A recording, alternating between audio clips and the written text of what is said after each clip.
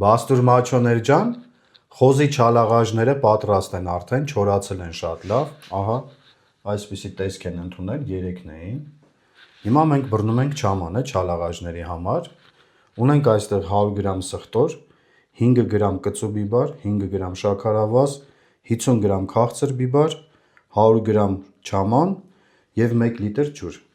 Հիմա համեմունքները լցնում ենք ամանի մեջ։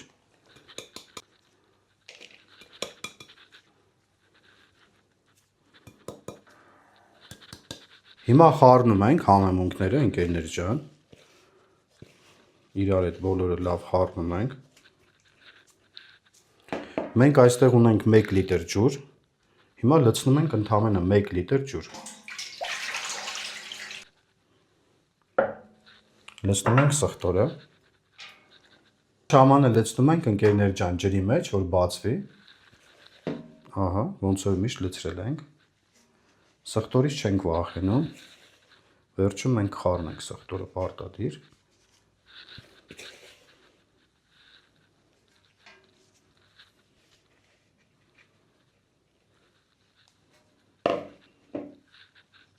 Շատ լավ է։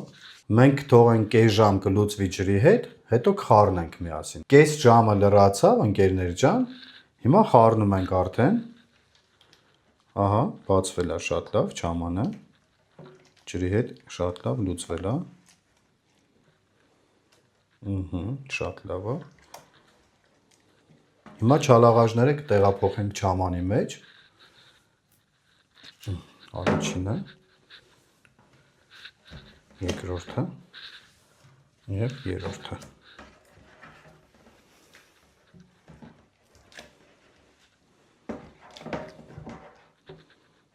Շատ լավ է։ Մենք կթողենք սառնանում կմնա 5 օր, 5 օրից կհանենք կթաթախենք 3 անգամ։